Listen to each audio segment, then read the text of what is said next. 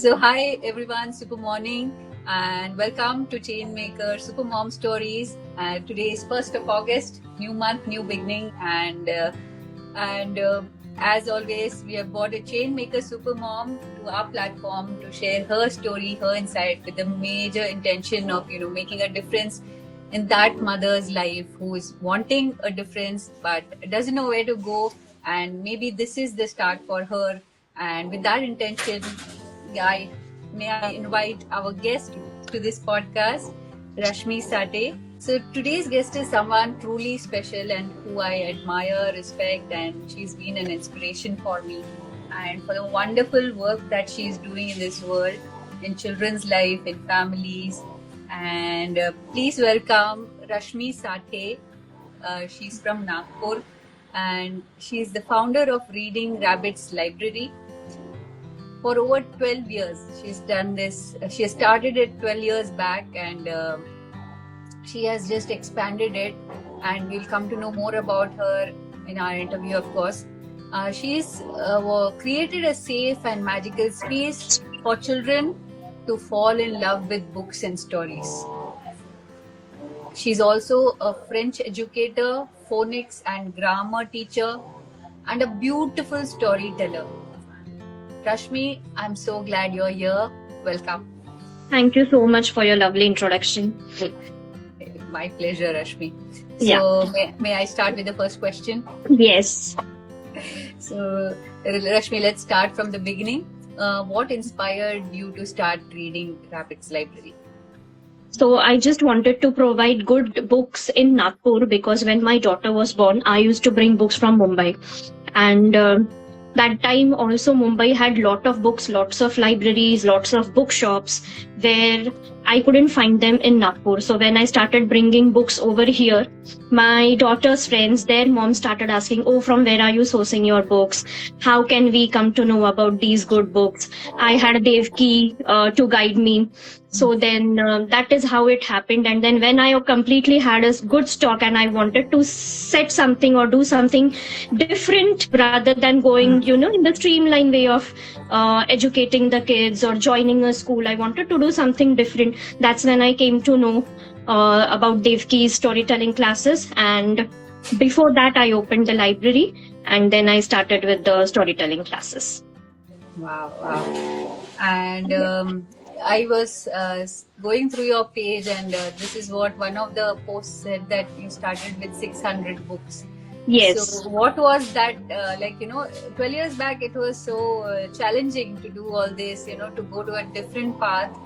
What made you go for it, Rashmi? Could you please share that?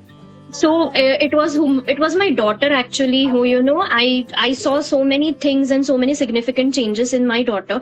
When I was reading books to her, she started combining the books with her own storytelling techniques, with her own imagination.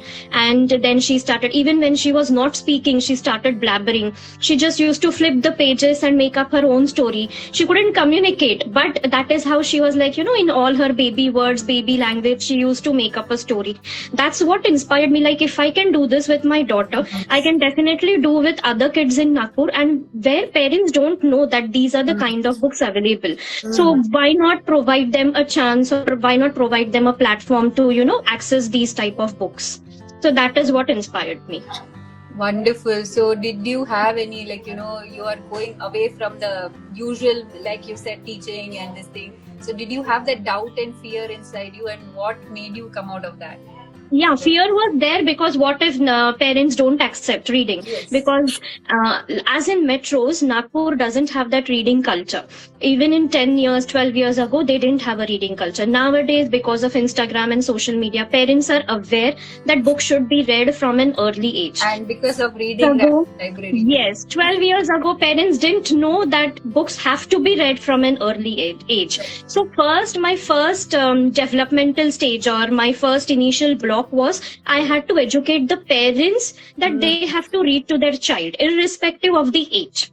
They can start as early as possible. So that was my first hurdle. I had to tell them, see, this is how the book should be read. This is how the child is going to gain knowledge from a book. This is how their vocabulary is going to develop from that book. So that is how, when the parents started understanding, how their child is responding to books, how the child is coming to them with books and not asking for gadgets or TV or mobile. That is how, slowly and steadily the culture changed. Now people are coming to library, they sit there, they read books, they take books home.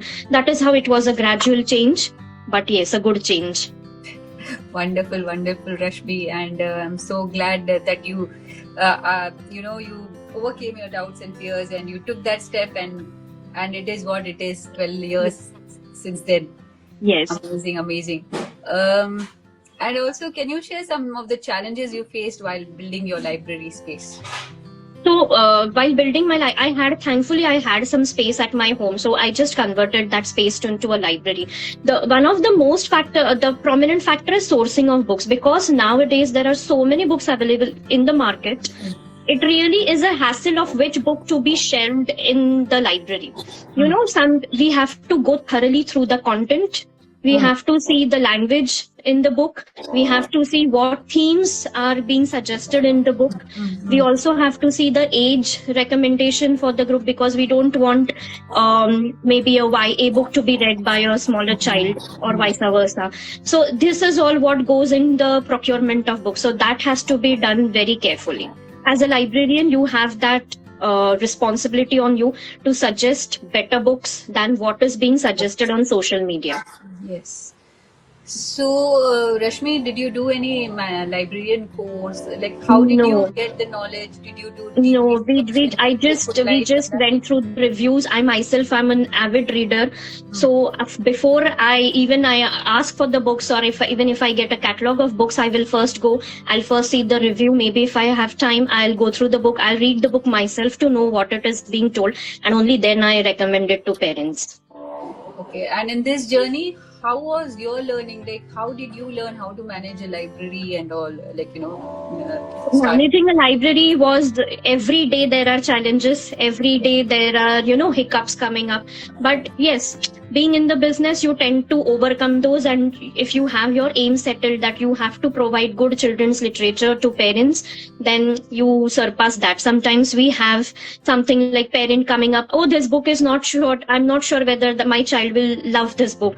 Or I don't think this is appropriate for my child. So these are the simple things which we come across. Sometimes parents don't want to continue the library services because exams are approaching. So then we have to again tell them, even if there are exams, you have to read, because nowadays reading should be a habit and not a hobby. So this is how, it has to be told to parent through parent. Every instance is different. Every challenge is different. And I just learned it on the go. I haven't done any formal training, nothing. I just learned it on the go. That's amazing. And I have seen your journey, like how you have, leveled up yourself, trial, error, and just educating parents is what I'm taking back. Like, constantly telling why reading habit is so important. Yes, as you said, it's simple thing why reading is important, because the vivid imagery or imagination which your child can gain through books, it's not going to happen through videos or movies. A simple sentence like she looked at the window with melancholy in her eyes. You can imagine that girl is sitting there with sadness. This cannot come just seeing a video. So that also helps in your academics when children try to write the same lines in their creative writing. But this, unfortunately, many parents fail to understand that this is going to help them in academics as well. Beautiful academics, and also who they become as an individual. Like Rashmi, when you gave that example, that girl had melancholy in her eyes, so they are processing it, right? That emotion and that, and you're training that bit by bit. Yes. So books do help in academics and overall personality development as well. But just as we have extracurricular activities and sports activities for our physical body, we should also have some reading activity for our mind as well. Absolutely agree with you on this. Coming to the next question, what do you feel is missing in many children today that reading can help them feel nurtured? Can you just broaden that? Of course, I think what is missing is confidence and their speaking skills. And that can tremendously be developed with reading. Because you start empathizing with the characters. You also come to know, okay, whatever I am feeling, the same exact the character is feeling the same in the book. That is how you empathize with the character. You also understand how to overcome the problems. Maybe you are facing the same problems as the child or as character in the book, so you also come to know how to overcome the problems. And that, I think, reading gives you a super edge among others. That confidence, that inherent confidence is built step by step. It won't come in one day, but it will be there once you start reading, you start understanding the complex stories, you start understanding the vocabulary. You will try using the vocabulary in your daily language. That is how it is going to increase your comprehension, your surrounding knowledge is going to increase. So I think that is how it's going to help their overall personality development. Yes, when you're sharing with me this, I'm just imagining two scenarios. The one child who is reading and who is growing, who's being fed on books and all, how he will be in contrast to a child who is, more of screen fed and, all that. Yeah, the personality will be really... Yeah, because, all these middle grade books have layers to their stories, yes, which we don't find in movies. Movies, everything is a direct moment. Yes, yes. Yes, so these layers will be understood by the kids only when they start reading and they read the same book maybe 2 times. They will understand, oh, this was what happened. I didn't think about this. When they start discussing books with their peers and friends, they will gain their perspective, they will gain their point of view. And that is how, exchange of ideas can also take place. True. So, Rashmi, so what happens in your library? Like, how does a child grow? Can you just put... So we have parents coming from even 6 months to the library. Wow. They come, they sit with the babies in their laps, they show the books, and then the stages are like toddlers, then kindergartners, then kids like 6 to 9 years, those who are just started reading. Then we have those early reading books we have. Then they go on to the novels and then the YA. So that is how the gradual process from maybe 6-8 months to 16 years happens in my library. Wow. And I saw a post again in this thing where children are there from 10 years, 10 years. Yes. I have the first library member of my library. It also interned with us this summer. And now she is going for her exchange program to France. So I'm happy for her, yes. Amazing. Yeah.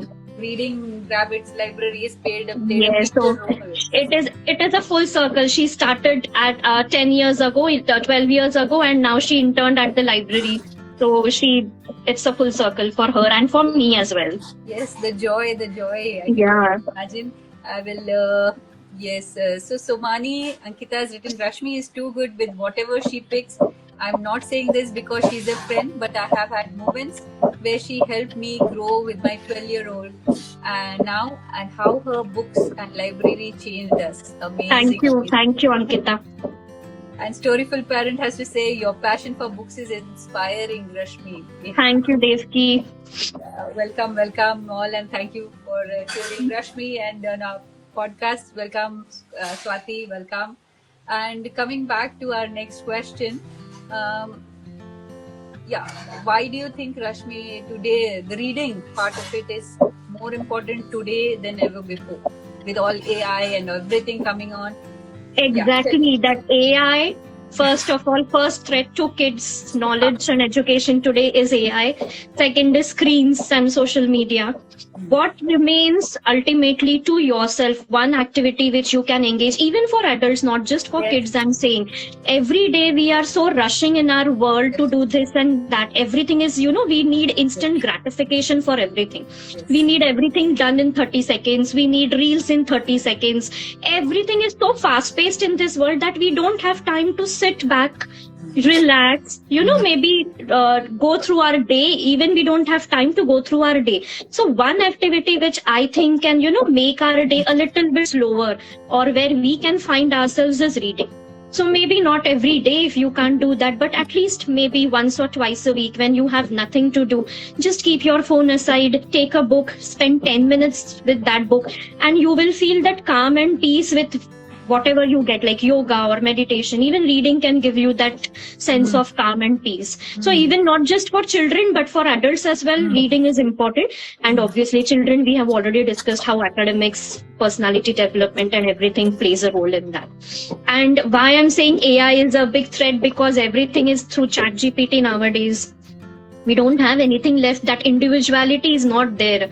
You can't understand whether this is your own thoughts or AI thoughts. So where will that individuality come from? Only when you are imagining things and you have that all stuff, the process through your heads. And that reading is going to help them a lot.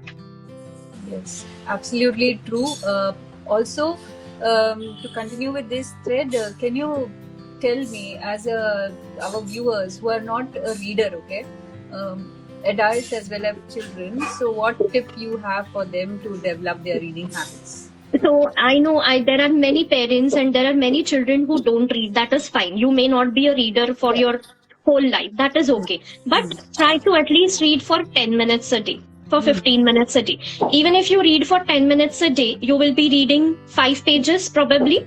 If you read for a month, that means you are reading 150 pages? 150 pages is generally one children's book.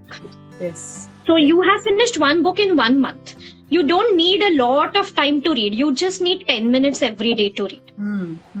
So more than the quantity, go for the quality. Maybe 10 minutes. 10 minutes is fine. 10 minutes is sufficient. But that 10 minutes will help you in the long life. Yes. That's so true. So viewers who are watching us, non-readers also, what Rashmi says is, put in your 10 minutes every day, or not even, and in the long run, you can complete a full book and pick up a book which interests you, the topic which interests you. Maybe you can start from there. Books or reading material you will get in any subject, right? Any topic. Yes. Anything which interests you, and if there is nothing which interests you, start with children's books. Yeah. Picture books are the best for anyone, and they are not just for children, they are for adults as well. So start with picture books. Any book is good for you. Yeah, I totally resonate with the Rashmi here. Picture books are a wonderful place to begin with. It is not only for children as it is thought, but deep lessons for adults too. Thanks, Rashmi, for sharing that. A lot of parents watching might say, my child does not enjoy books. What can we as parents do to gently cultivate reading habits at home, Rashmi?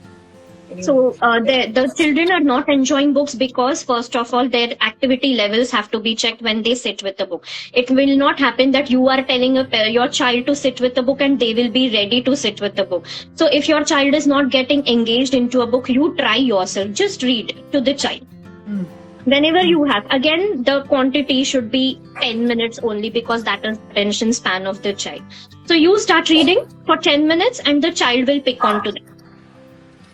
Okay, yes. Take your children to library, take your children to bookstores. There are many events happening, events keep happening in metro cities. You can join those. Just make maybe a group of friends who would love to read but have not yet started. Maybe start an informal kind of a book club wherein they read the same book and exchange ideas. So these all things take time and they take effort, but I'm sure they are going to help the children in the long run.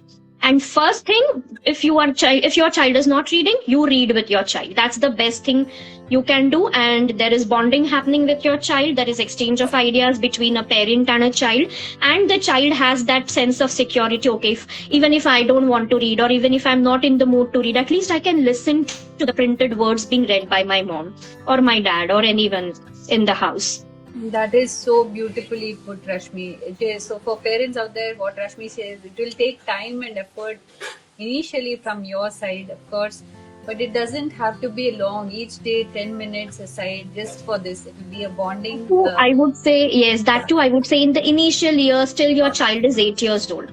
If you keep on doing this consistently 10 minutes a day with your child till he's 8 years old, he won't even come to you to sit and read. Yeah. Because I miss that with my daughter. She's a teen now, and the way we used to discuss books initially, or the way I used to tell stories and I used to read the books, that doesn't happen. So now I miss that as a parent. I don't have anyone, or my daughter doesn't come to me to sit and read. She will tell me, she'll recommend me, oh mama, you please read this book, it's a very good book. But that reading time doesn't happen anymore. So I miss that a lot. So let me add on that. Fast forward to a few years after this phase, maybe after 10 years, when she becomes a mother, you always connect again. Don't worry, Yes. that is coming back. Yeah, sure. Because I see my sister and her daughter now connecting, exchanging the names of books, and they discuss the books and all that. Yes. That is going to happen. So teenage is the time they need to process themselves. Yes. Yes. So yeah, that is, I agree with you, Rashmi. And for parents, there's a big takeaway. Invest 10 minutes a day. Time and effort is there, but it is treated as like a quality bonding time with your children. Yeah. And in the long term, you will reap the benefit, as Rashmi pointed out. Once they find that book is a wonderful place and they make book as their friend, you have done a great job as a parent. Right? Yes. Yes, totally agree. So coming back to the next question, what role do you feel libraries and community spaces play in raising confident, thoughtful children? Again, can you put light on this? We have very few library places and communities in India. I wish there were more, so that people and children have a safe space to explore and invent themselves and read. But yes, we are again definitely going in the correct way. There are libraries coming up and there are beautiful children's spaces coming up. But again, I feel this is all a community effort rather than an individual effort. So again, you have your friends, you come along. Maybe, just maybe once a month you have your party with friends. Just make that party into a reading party. Okay, just assemble at someone's place, have snacks, just as you do for a party, but with books. So these are community things which can happen, but again, all the people should come together for reading, and this will happen gradually. But yes, people today are doing wonderful things for community reading as well, and I would love more of these to have with us. Yes. So a reading party is a wonderful idea, parents, which you all should, could consider it doing. It is a wonderful opportunity where children can meet their friends and have snacks and fun time. Maybe one of them read aloud, the others will listen to it. So it can be a party by themselves, and you can do a post activity during that. Yes. Also. Wonderful. Welcome, Bhargavi. Thanks for joining us. So tell me, how has motherhood shaped your journey as an educator and a chain maker, as a librarian in Nagpur? Yeah. Everything, whatever I related with first my daughter, and then whatever her behavior patterns, her her growing up years, I can relate that to in education. Like, I know this is what is going to happen with this child. A child is not in the mood to study. I know what is the problem. It could be, he could be tired. He may not be in the, in the mindset to learn today. So that is how it has developed. Just looking at my daughter and seeing her grow up, and then again going through with so many kids in these 12 years, it has given me a new perspective that every child is different.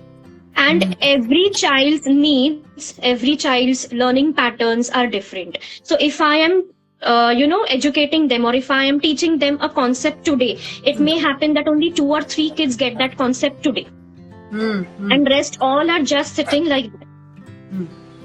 So we have to, like, as an educator, I do that. I keep on repeating the same concept as many times as possible, so that each one in my class knows that concept thoroughly at the end of 15 days or 1 month. Because I know that this concept is not going to get drilled into their minds in one day. Oh, Rashmi, it sounds so wonderful. You're reading Rabbit's Library, and an educator like you is what is the need of the hour in this world. I'll tell you, breaking down our education system where parents complain, and this is where you are providing that. So, Yeah, so that is my number one thing. Like, I always keep in mind that I know this child is not going to learn this today, or I know that today they are not in the mood. So I have to be constantly on my toes to, provide them something else which is equally, maybe, thought provoking for them as well. So in my grammar class, I read stories to them sometimes, or we play games. In phonics class also, I know if that the child is struggling to read, though their one sentence cannot be read at equal speed with all the kids, right? So then one child will be doing some other activity, the others will be doing some other activity. So it is not one activity done by all the kids, it is different activities done by all the kids. wow. Because their learning process is different and their learning speeds are also different. Oh, if I was a child in Nagpur, I would be so happy to come to you. Nagpur is privileged to have it. Yeah, I come to hear this sentence a lot, even from my friends, my relatives, that Nagpur children are really blessed to have you over there. So, Absolutely. But yeah. Rashmi, coming back to why only Nagpur, do you take online classes too? I do take online. I do take grammar classes online, not phonics. Okay, Yeah. you do Grammar, creative writing. I also teach French, so French I take online. Oh, great. So, Yeah. parents who want to connect, who are living outside Nagpur, please connect with her. I will, of course, add Yes. her page to my post also. So, Yeah. and Rashmi will be more than happy to, help you out and guide you in Yes. your child's reading journey. So, Rashmi, our podcast is coming to an end. So, quickly, can you say what advice or 3 tips would you give to parents? I've come across many parents who have got books and who are keen to open their own libraries, but they don't know where to begin with. So, quickly, can you give 3 tips? So, they yes. start? So, first thing I would suggest is first you have to read each and every book before you stock them up in the library, because you should know what to recommend. If suppose a member comes to asking you a book about dinosaurs, a book about empathy, you should be knowing which books to recommend. So you should have at least a basic knowledge of books available today with the publishers, available today in the markets, and whatever books you have today, you should be able to recommend the appropriate books to the parents. Also, they should be age appropriate, because otherwise if the child loses interest in the books, it's gone. That magic of reading, which the journey should have begun, it's gone. So I would definitely suggest first to have a basic knowledge of books before you open up a library. And then, yes, every time you have to keep stocking, you have to keep engaging with the members, you have to have, again, new books coming, new arrivals coming. So, you have to take stock of that as well. Got it. So, parents who want to start, you can apply these, begin with these 3 tips what Rashmi has just shared. On that note, Rashmi, thank you for your time, your insights, and your calm, nurturing energy, Rashmi. Thank you. My pleasure. No, seriously, it's truly been enriching with your talks today. But before we wrap up, if there's one message you would love to leave to our Supermom community, what would that be? Just read and read. Read and read. Yeah. That is the only thing which will help you in your happy days, in your sad days. If you're frustrated, read. You will calm down. If you're angry on someone, read. It will again calm down. So reading is the only thing which has helped me in my personal life. So I'm sure it will help you as well. Absolutely. I agree with you. And thank you so much. And thank you to everyone who joined us in watching our podcast live, and for those who are going to watch it recorded. I hope this has, made some difference, and do apply whatever tips Rashmi has shared. That is our major intention of this podcast. And do share it with a fellow parent who you think may need it, or teacher as well who could use it. And of course, you can get in touch with Rashmi for, if you want to get more insights on reading. And until next time, keep reading, keep growing, and keep being the chain maker your child looks up to. Keep reading. God bless you, Rashmi. And thank you so much. My pleasure. Thank you, Sarita. Thank you.